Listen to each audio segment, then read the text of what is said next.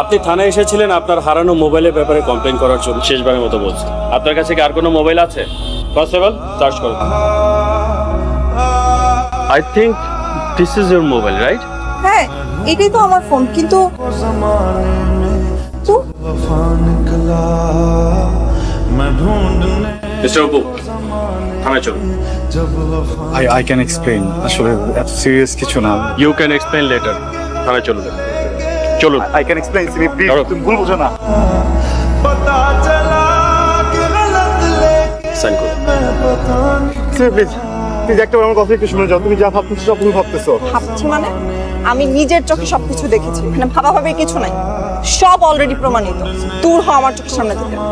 আজকের পর থেকে দয়া করে আমার সাথে আর কোনো যোগাযোগ করবে না, প্লিজ।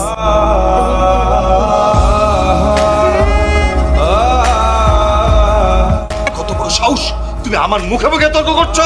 বেয়াদব ছেলে! বাবা, আমার কিছু কথা আছে যেগুলো তোমাকে শুনতে হবে। বলো।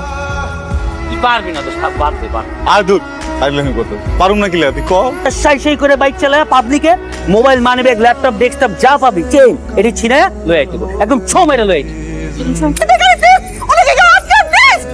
অপু, তুমি আবার একটা বানানো গল্প শোনাচ্ছ আমাকে। আমি আর এগুলো কোনো কিছুই শুনতে চাই না, এখান থেকে চলে যাও। আমার গল্প মিথ্যা, আমার পরিচয় মিথ্যা, আমি নিজে মিথ্যা, কিন্তু তোমার প্রতি আমার যে ভালোবাসা এটা কিন্তু মিথ্যা না। দেখো, আমার না সমুদ্র পছন্দ না, পাহাড় পছন্দ। কিন্তু যেদিন থেকে আমি জেনেছি যে তোমার সমুদ্র পছন্দ, আমি চেষ্টা করেছি যেন আমিও সমুদ্রকে ভালোবাসতে পারি। আমার প্রিয় রং কালো, কিন্তু যেদিন থেকে আমি জেনেছি যে তোমার নীল পছন্দ, আমি সবসময় নীল পড়েছি। আমার বাসায় এখন আমার সব কাপড় নীল। আমি বই পড়তে পারিও না, বই পড়েছি, পড়তে পড়তে যখনই ঘুমিয়ে পড়তাম উঠে আবার বইটা পড়তাম। আমার মনে হতো তুমি যদি কখনো জানতে পারো যে আমি তোমার জন্য এই চেষ্টাটা করেছি, তোমার ভালো লাগবে। আমি না এই কদিন তোমার জন্য অনেক কিছুই বুঝে ফেলেছি, তুমি আমাকে বুঝতে পারোনি।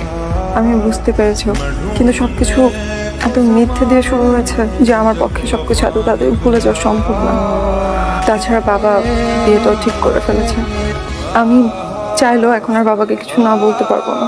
আশা করবো তুমি বুঝতে পেরেছো এবং আর কখনো আমার সামনে আসবে না। ইটস ওকে, আমি কখনো তোমাকে আর মুখ দেখাবো না। আমি এখন এখান থেকে বের হয়ে